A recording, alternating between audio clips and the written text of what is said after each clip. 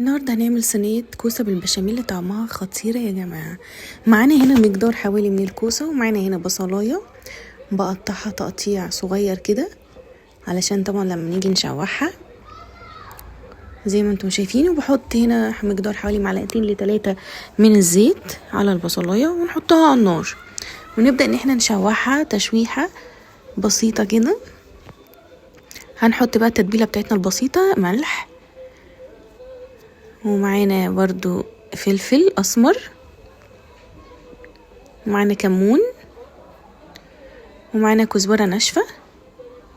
خطيرة يا جماعة، جربوها ومش هتندموا.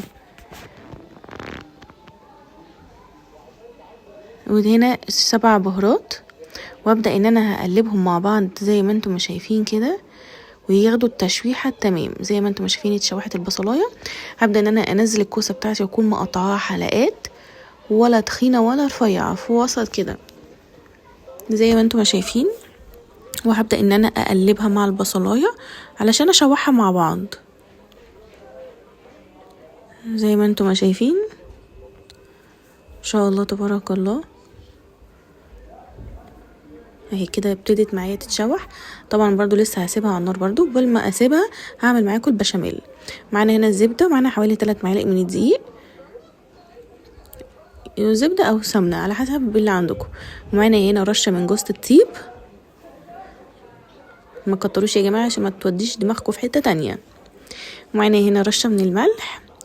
طبعا قلت لكم التوابل دي عينيك هي المقدار، وعلى حسب احتياج بيتك انت ايه بتستخدموا قد ايه. ومعانا هنا فلفل، واحطهم على النار وابدا ان انا اقلبهم مع بعض زي ما انتم شايفين. بص الدقيق مع السمنه عمل ايه، لحد افضل اقلب لحد ما العجينه ديت تفقفق معايا او تبقبق. احط رشه ماجي، دي حاجه اختياريه مش اجباري.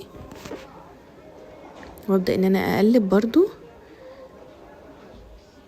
وعايزه اقول لكم حاجه يا جماعه، علشان خاطر البشاميل بتاعك يطلع ناجح ما تحطيش اللبن سخن.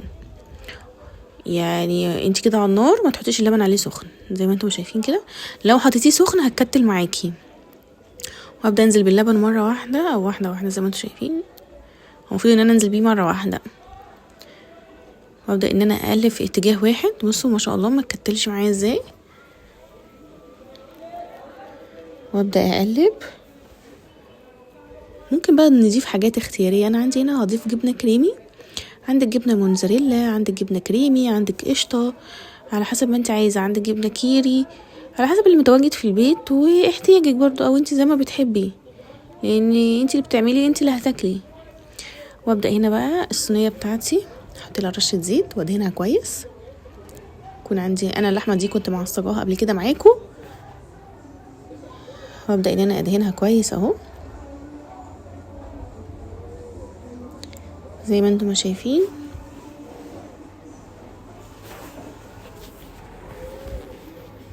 وابدا ان انا اخد الكميه اللحمه بتاعتي اللي انا عايزه اضيفها في الكوسه بالبشاميل، واميكس بيها مع الكوسه اللي انا مشوحاها، واقلبهم كويس مع بعض قبل ما احطها في الصينيه بتاعتي. وبعد ما اقلبها هاخد جزء منها واحطها راق في الصينيه بتاعتي. ده هيبقى اول راق بالنسبه لصينيه المكرونه بالبشاميل. وافردها كويس واسويها كويس، وهاخد بقى ايه من المعلقه من البشاميل في النص، بتديها جوسي جدا يا جماعه، بتخليها حلوه جدا.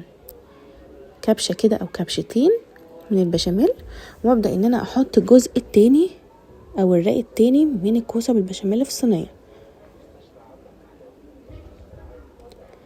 اهو زي ما انتم شايفين. ابدا بقى ان انا اساوي الصينيه، وابدا ان انا احط بقى باقي البشاميل بتاعي. ما شاء الله تبارك الله. طبعا ما تنسوش تكتبوا لي كومنت حلو ودعوه حلوه، وما تنسوش اللايك والشير. ولو مش مشتركين في القناه اتمنى ان انتوا تشتركوا في القناه وتفعلوا زر الجرس. ولو على التيك توك ياريت تعملوا فولو. بصوا الجمال، لوحة فنية كالعادة، خطيرة يا جماعة. بصينا بقى بعد ما طلعت من الفرن، خطيرة يا جماعة خطيرة. لوحة فنية بمعنى الكلمة. كل سنة وانتم طيبين ورمضان كريم.